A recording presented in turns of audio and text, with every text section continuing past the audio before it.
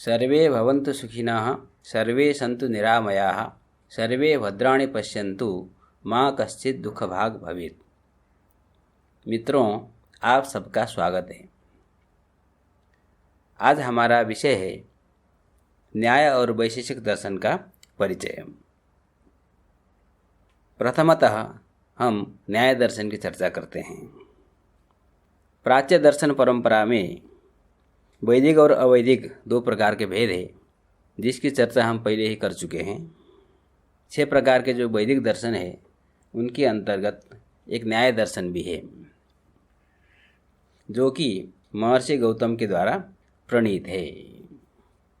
महर्षि गौतम का ही नाम गौतम, अक्षपाद और अक्षचरण भी है। महर्षि गौतम ने न्याय सूत्र की रचना की, जिनको हम न्याय दर्शन के नाम से जानते हैं। यह ग्रंथ 5 अध्यायों में विभक्त है और प्रत्येक अध्याय 2 आह्निकों के द्वारा विभक्त है। अह्न शब्द का अर्थ होता है दिन। तो उतना पाठ जितना एक दिन में अध्ययन किया जाए अथवा आचार्य शिष्य को पढ़ाए एक दिन में, उतना जो पाठ है उसको आह्निक शब्द से विभाजन किया जाता था। इसीलिए अध्याय का विभाग आह्निक नाम से करने की परंपरा रही है। न्याय दर्शन के कई नाम प्रसिद्ध हैं, जैसे कि प्रमाण शास्त्र, तर्कशास्त्र और अन्वीक्षिकी विद्या। ये सब न्याय दर्शन के ही नामांतर हैं। अब देखते हैं कि न्याय शब्द बनता कैसे है और इसका अर्थ क्या है। नि उपसर्ग पूर्वक ईण धातु, ईण गतौ धातु है, जिसे घय प्रत्यय जब करते हैं तो न्याय शब्द बनता है। न्याय शब्द का अर्थ वाचस्पति मिश्र ने अपने तात्पर्य टीका में किया है। नीयते प्राप्यते विवक्षितार्थ सिद्धि येन स न्यायः। नीयते अर्थात प्राप्यते। यहाँ पर ईण धातु जो गत्यर्थक है, ईण गतौ, उसका अर्थ किया है प्राप्ति, क्योंकि गत्यर्थक धातु के कई अर्थ होते हैं। यहाँ पर उसका अर्थ है प्राप्ति। तो नियते प्राप्यते विवक्षितार्थ सिद्धि येन स न्यायः, जिसके द्वारा विवक्षित अर्थ की प्राप्ति हो सकती है, उसको न्याय कहते हैं। तो विवक्षित अर्थ क्या है? सामान्यतः न्याय दर्शन का एक मुख्य विषय है अनुमान प्रमाण। उस अनुमान प्रमाण की दृष्टि से देखा जाए तो विवक्षित अर्थ होता है साध्य। कोई भी व्यक्ति हेतु के द्वारा पक्ष में साध्य को सिद्ध करना चाहता है, वही उसका विवक्षित अर्थ है। तो विवक्षित अर्थ की सिद्धि जिससे की जाए वह न्याय है। ऐसा अर्थ यदि हम लेंगे तो न्याय शब्द का अर्थ होगा अनुमान। विशेषतः परार्थानुमान के लिए न्याय शब्द का प्रयोग किया जाता है। यदि हम उस विशेष अर्थ में न जाएं तो सभी प्राणी मात्र का जो विवक्षित अर्थ है वह है मोक्ष, अपवर्ग, दुख निवृत्ति। जैसे कि महर्षि गौतम ने अपने प्रथम सूत्र में लिखा है कि न्याय दर्शन में प्रतिपादित जो 16 पदार्थ है, उन पदार्थों के तत्व ज्ञान से निःश्रेयस की प्राप्ति होती है। निःश्रेयस शब्द का अर्थ है मोक्ष, अपवर्ग की प्राप्ति होती है। जिस दर्शन के अध्ययन से विवक्षित अर्थ की प्राप्ति हो, मोक्ष की प्राप्ति हो, उस दर्शन को हम न्याय दर्शन कह सकते हैं। न्याय भाष्यकार वात्स्यायन लिखते हैं, प्रमाणैरर्थ परीक्षणम न्यायः, अर्थात प्रमाणों के द्वारा अर्थ का, पदार्थ का परीक्षण करना, परितईक्षणम, विवेचन करना, विचार करना, चिंतन मनन करना, यही न्याय है। इसीलिए न्याय दर्शन का दूसरा नाम है प्रमाण शास्त्र, क्योंकि न्याय दर्शन प्रमाणों पर विशेषतः विचार करता है।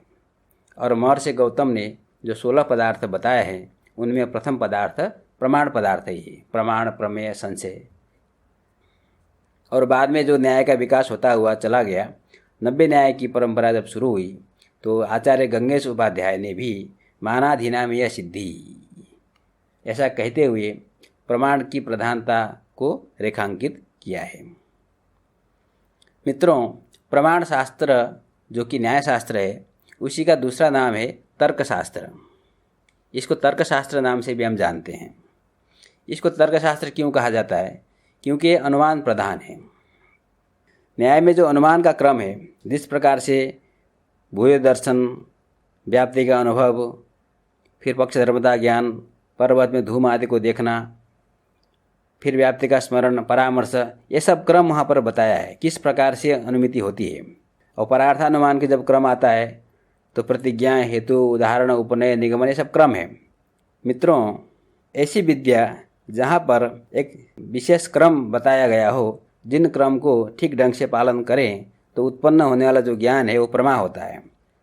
इस प्रकार का जो विवेचन है उसी को तर्क शब्द से कहा जाता है।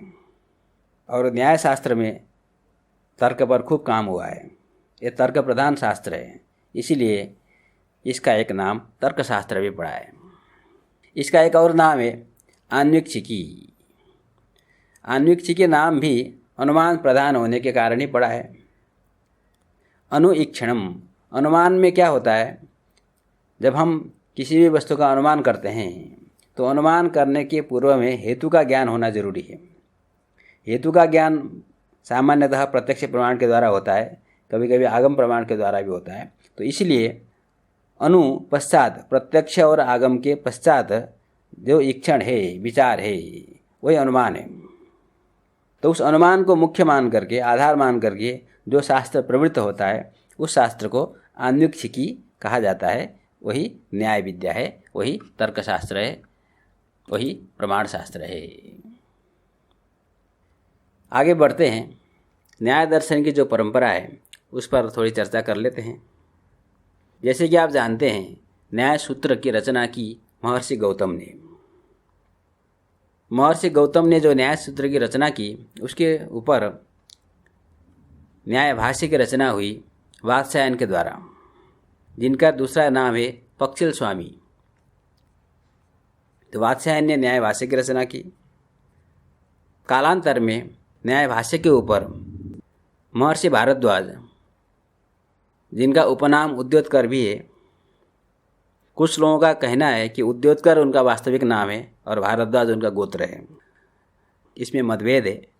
हम भारद्वाज उद्योतकर कहेंगे तो भारद्वाज उद्योतकर ने न्याय भाष्य के ऊपर वार्तिक की रचना की, न्याय भाष्य वार्तिक।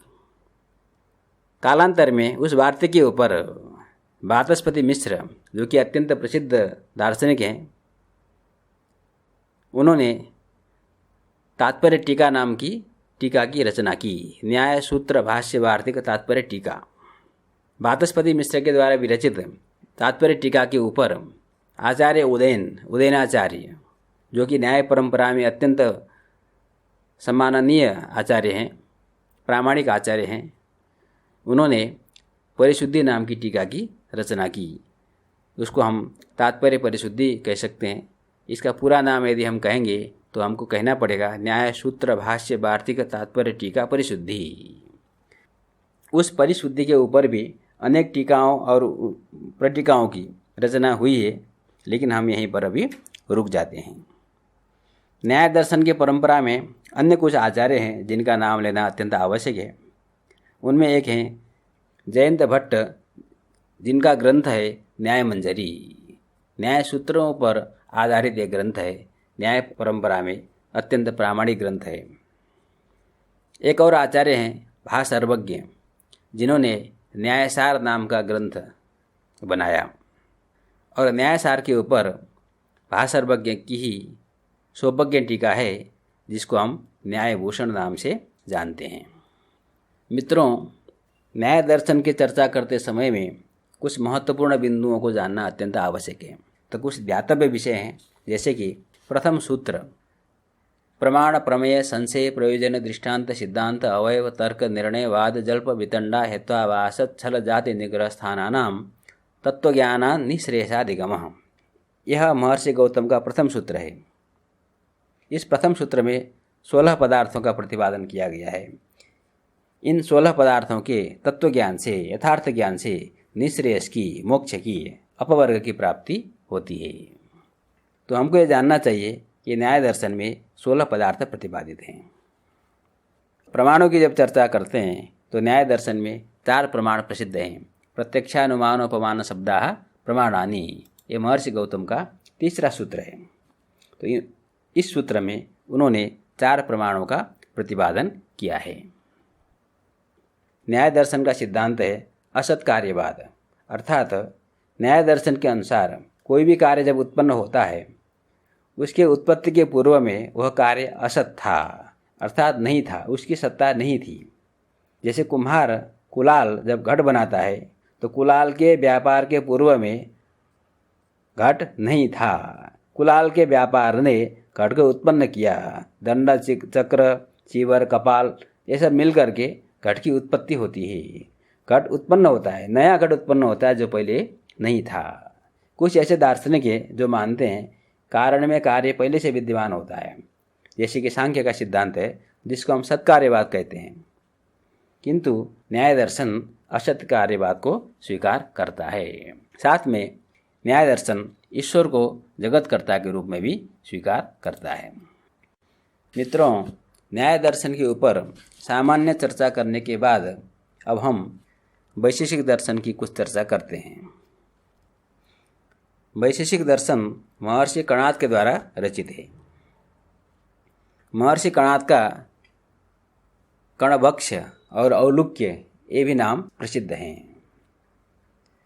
क्योंकि महर्षि कणाद के द्वारा रचित है इसलिए इस दर्शन को हम काणाद दर्शन भी कहते हैं और औलुक्य दर्शन भी कहते हैं। उलूक नाम के कोई ऋषि थे। उलूक ऋषि के वंश में उत्पन्न होने के कारण महर्षि कणाद को औलुक्य कहा जाता है और उनके द्वारा रचित होने के कारण इस दर्शन को औलुक्य दर्शन कहा जाता है। वैशेषिक दर्शन में विशेष नाम का जो पदार्थ है उस पदार्थ का प्रतिपादन किया गया है, इसलिए इस दर्शन का नाम वैशेषिक दर्शन कहा जाता है। विशेष शब्द से केवल विशेष पदार्थ जो 7 पदार्थों में एक पदार्थ है उसी को लेकर के ही ये दर्शन वैशेषिक दर्शन कहा गया, ऐसी बात नहीं है।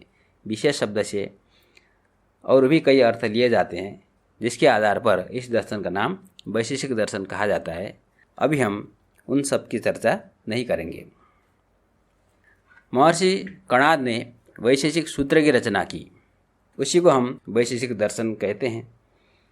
वैशेषिक दर्शन में 10 अध्याय हैं और प्रत्येक अध्याय में 2 आह्निक हैं। जैसे कि आप जानते हैं महर्षि कणाद ने वैशेषिक सूत्र की रचना की। उन सूत्रों के ऊपर प्रशस्त पादाचार्य ने प्रशस्त पाद भाष्य की रचना की। ऐसा भी कहा जाता है कि वैशेषिक सूत्र के ऊपर रावण के द्वारा रावण भाष्य की रचना भी की गई थी, किंतु वह ग्रंथ वर्तमान में उपलब्ध नहीं है। प्रशस्त पाद भाष्य के ऊपर कई व्याख्याएं हुई है। कुछ प्रसिद्ध व्याख्याएं हैं, जैसे कि व्योम शिवाचार्य की व्योमवती नाम की टीका है जो कि वर्तमान उपलब्ध टीकाओं में अत्यंत प्राचीन सर्वप्राचीन मानी जाती है। उदयनाचार्य जिन्होंने न्याय परंपरा में तात्पर्य परिशुद्धि की रचना की है, उन्होंने प्रशस्तपाद भाष्य के ऊपर किरणावली नाम की टीका की भी रचना की है। उसी प्रकार से श्रीधराचार्य ने प्रशस्तपाद भाष्य के ऊपर न्याय कंदली की रचना की है। एवं शंकर मिश्र आचार्य शंकर मिश्र ने कणाद रहस्यम नामक ग्रंथ की रचना की है। शंकर मिश्र ने वैशेषिक सूत्रों के ऊपर भी वैशेषिक सूत्रोपस्कार नाम की टीका उपस्कार टीका की रचना की है। मित्रों, वैशेषिक दर्शन में 7 पदार्थ का प्रतिपादन किया गया है। द्रव्य गुण कर्म सामान्य विशेष समवाय अभाव। महर्षि कणाद ने यद्यपि विभाजक सूत्र में अभाव का उल्लेख नहीं किया है, किंतु और कुछ ऐसे सूत्र उपलब्ध हैं जिन सूत्रों के आधार पर यह कहा जा सकता है कि अभाव पदार्थ महर्षि कणाद को अपेक्षित ही था। अतएव पश्चातवर्ती आचार्यों ने अभाव को भी स्वतंत्र पदार्थ के रूप में स्वीकार किया। मित्रों, वैशेषिक दर्शन का पहला पदार्थ है द्रव्य। द्रव्य 9 प्रकार के कहे गए हैं, गुण 24 प्रकार के हैं, कर्म 5 प्रकार के हैं, सामान्य 2 प्रकार के हैं, विशेष अनंत हैं, समवाय 1 है और अभाव 4 प्रकार के हैं। इन सभी प्रत्येक पदार्थों का विवेचन करते हुए हमने वीडियो की रचना की है, आप उनको देख सकते हैं। अब प्रमाण की चर्चा करें तो वैशेषिक दर्शन दो प्रमाण को स्वीकार करता है, प्रत्यक्ष प्रमाण और अनुमान प्रमाण। साथ ही वैशेषिक दर्शन का एक महत्वपूर्ण सिद्धांत है परमाणु कारणतावाद। वैशेषिक दर्शन के अनुसार परमाणुओं के द्वारा सृष्टि की उत्पत्ति होती है। जगत का कारण परमाणु है। परमाणु नित्य द्रव्य हैं जिनके द्वारा सृष्टि की रचना होती है। इसलिए वैशेषिक दर्शन में परमाणु की कारणता स्वीकार की गई है। इसलिए परमाणु कारणतावाद वैशेषिक दर्शन का एक प्रमुख सिद्धांत है। अब हम न्याय वैशेषिक दर्शन पर कुछ चर्चा करते हैं। आपने न्याय परंपरा को देखा, जाना, वैशेषिक परंपरा को भी जाना। जब हम न्याय परंपरा और वैशेषिक परंपरा को जोड़ देंगे तो वही परंपरा हो जाएगी न्याय वैशेषिक परंपरा। न्याय और वैशेषिक इन दोनों दर्शनों को समान तंत्र कहा जाता है, क्योंकि दोनों दर्शनों में कुछ अंश में यद्यपि मतभेद हैं, किंतु अधिक विषयों में इनका परस्पर में मतभेद नहीं है। अतः इन दोनों दर्शनों को हम समान तंत्र के रूप में जानते हैं। यद्यपि न्याय दर्शन में 16 पदार्थों का प्रतिपादन किया गया है, किंतु वैशेषिक दर्शन में प्रतिपादित जो 7 पदार्थ है उनमें 16 पदार्थों का अंतर्भाव हो जाता है। और जब प्रमाणों की चर्चा आती है तो न्याय दर्शन में प्रतिपादित 4 प्रमाणों को लेकर के हम चलते हैं। यह जो परंपरा है यह न्याय वैशेषिक परंपरा है। यद्यपि आरंभ में न्याय की एक अलग से परंपरा दिखती है, अलग धारा दिखती है। न्याय सूत्र भाष्य वार्तिक की परंपरा हमने देखी, उसी प्रकार से वैशेषिक की भी परंपरा चलती है, किंतु कालांतर में दोनों एक प्रकार से जुड़ जाते हैं। बहुत से ऐसे आचार्य होते हैं जो न्याय और वैशेषिक दोनों के मतों को लेकर के दोनों के सिद्धांतों को सम्मिलित करते हुए आगे बढ़ते हैं। मित्रों, अब हम 90 न्याय परंपरा पर भी कुछ चर्चा करते हैं। 90 न्याय के प्रथम आचार्य हैं गंगेश उपाध्याय। गंगेश उपाध्याय ने तत्वचिंतामणि नामक ग्रंथ की रचना की। 90 न्याय प्रमाण प्रधान है। यहाँ पर विशेषतः प्रमाणों की चर्चा होती है। अतएव तत्वचिंतामणि ग्रंथ में 4 भाग हैं, 4 प्रमाणों के आधार पर। उनका नाम है प्रत्यक्ष मणि, अनुमान मणि, उपमान मणि और शब्द मणि।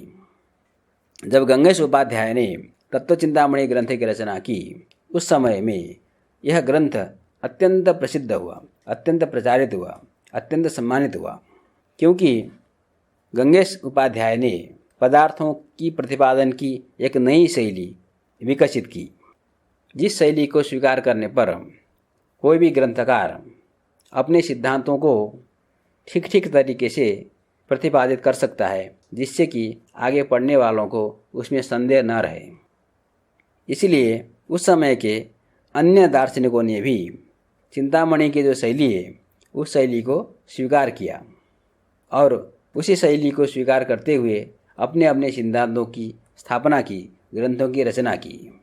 इसलिए आज हम उन ग्रंथों को अध्ययन करना चाहते हैं तो 90 न्याय की जो शैली है, जो भाषा है, जो पद्धति है, लक्षण समन्वय की पद्धति, लक्षण परिष्कार की पद्धति को यदि हम नहीं जानते हैं तो हम न्याय शास्त्र, विशेषतः 90 न्याय शास्त्र को नहीं समझ सकते हैं। साथ साथ में 90 न्याय की भाषा में लिखी गई अन्य दर्शनों के जो ग्रंथ हैं उनको भी हम नहीं समझ सकते।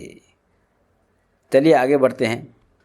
गंगेश उपाध्याय के द्वारा विरचित जो तत्वचिंतामणि ग्रंथ है उसके ऊपर अनेक टीकाओं की रचना हुई। उनमें से कुछ प्रसिद्ध हैं। गंगेश के पुत्र जो वर्धमान उपाध्याय है उन्होंने प्रकाश नाम की टीका की रचना की है, एवं पक्षधर मिश्र, जिनका वास्तविक नाम जयदेव मिश्र है, उन्होंने तत्वचिंतामणि के ऊपर आलोक नामक टीका की रचना की है। पक्षधर मिश्र अपने समय में अत्यंत प्रसिद्ध नैयायिक थे, जो कि मिथिला में रहते थे, गुरुकुल का संचालन करते थे। उसके बाद रघुनाथ शिरोमणि ने दीधिति नामक टीका की रचना की। रघुनाथ शिरोमणि ने जब दीधिति नाम की टीका की रचना की, उस टीका की इतनी प्रसिद्धि हुई, इतना प्रचार हुआ धीरे धीरे बाकी टीकाओं का महत्व कम होता चला गया। तत्वचिंतामणि के ऊपर मथुरानाथ ने रहस्य नामक टीका की भी रचना की है। मित्रों, रघुनाथ शिरोमणि अपने प्रतिभा के बल पर इतने प्रसिद्ध हुए, उन्होंने दिदिद नामक टीका की जो रचना की वह टीका बहुत प्रसिद्ध हुई। 90 नैयायिकों में रघुनाथ शिरोमणि सर्वश्रेष्ठ हैं।